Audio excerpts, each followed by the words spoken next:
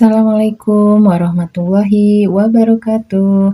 Hai teman-teman semua, apa kabarnya? Semoga teman-teman selalu ada dalam lindungan Allah Subhanahu wa Ta'ala, dilancarkan segala urusan dan dicukupkan segala kebutuhan. Jumpa lagi kali ini dengan aku di Mama Ir Channel. Baiklah, untuk video kali ini aku akan coba bahas tentang cara mengelola uang yang membuat kita terbebas dari kemiskinan. Teman-teman semua, setiap orang memiliki cara mengelola keuangan yang berbeda-beda ya. Tentunya hal tersebut tidak terlepas dari status sosial seseorang. Seperti halnya orang kaya, pasti cara mengelola keuangannya akan berbeda dengan orang miskin.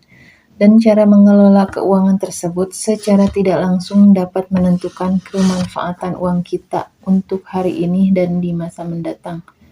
Oke para bunda, ternyata cara seseorang mengelola keuangan bisa menyebabkan seseorang itu tetap miskin. Nah, di video aku kali ini, aku akan coba bahas tentang 5 cara mengelola keuangan supaya kita terbebas dari kemiskinan. Baiklah teman-teman, kita ke cara yang pertama. Memilih fungsi dibandingkan gengsi.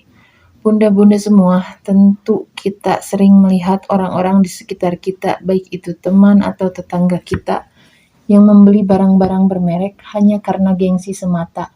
Mereka membeli tas, sepatu, pakaian bermerek yang harganya lumayan mahal ya. Padahal secara penghasilan keuangan mereka tidak begitu baik. Terkadang mereka membelinya dengan cara berhutang ataupun mencicil. Nah, bunda-bunda, inilah salah satu perilaku yang biasanya dimiliki oleh orang miskin. Tentu saja tujuannya supaya penampilan mereka terlihat kaya. Mereka membeli sesuatu karena gengsi dan tidak berpikir tentang fungsi. Padahal sesungguhnya saat kita membeli barang, hal pertama yang dipikirkan adalah fungsi atau kegunaannya, bukan merek semata.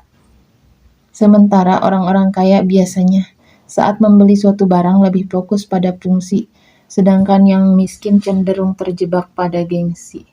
Bukankah pepatah mengatakan, kalau langit tidak perlu mengatakan kalau dia itu tinggi ya bun?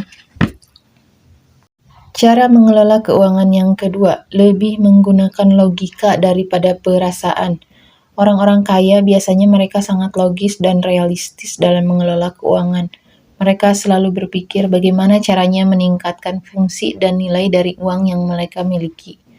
Mereka selalu berpikir untuk menginvestasikan dan menumbuhkan kekayaan yang mereka miliki, sementara orang miskin lebih cenderung menggunakan perasaan dalam melakukan sesuatu.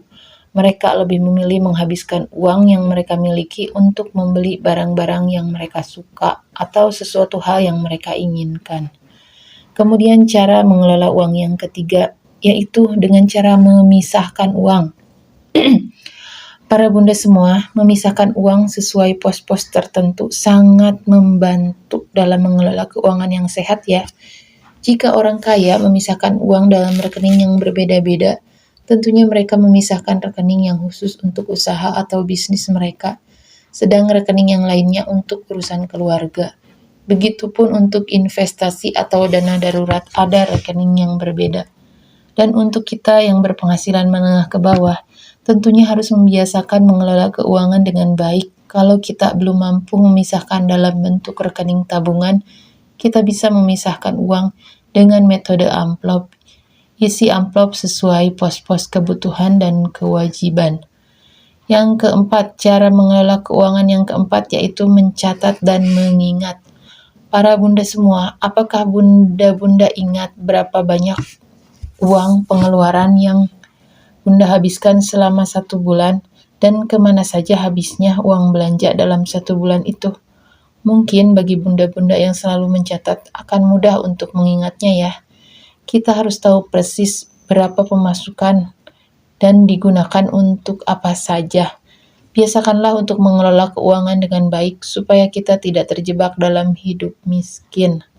Kemudian cara mengelola keuangan yang kelima, yaitu bisa membedakan kebutuhan dan keinginan. Semakin para bunda bisa membedakan mana kebutuhan dan mana keinginan, maka pengelolaan keuangan bunda akan semakin baik. Kita bisa mengerem keinginan ketika kita tahu bahwa hal yang Bunda inginkan tidak Bunda butuhkan. Kita semua harus lebih bijak dalam mengeluarkan uang, dan semoga videoku kali ini bisa bermanfaat untuk kita semua. Terima kasih telah menonton. Jangan lupa like, komen, dan subscribe-nya. Mohon maaf bila ada kesalahan. Akhirul kalam, wassalamualaikum warahmatullahi wabarakatuh.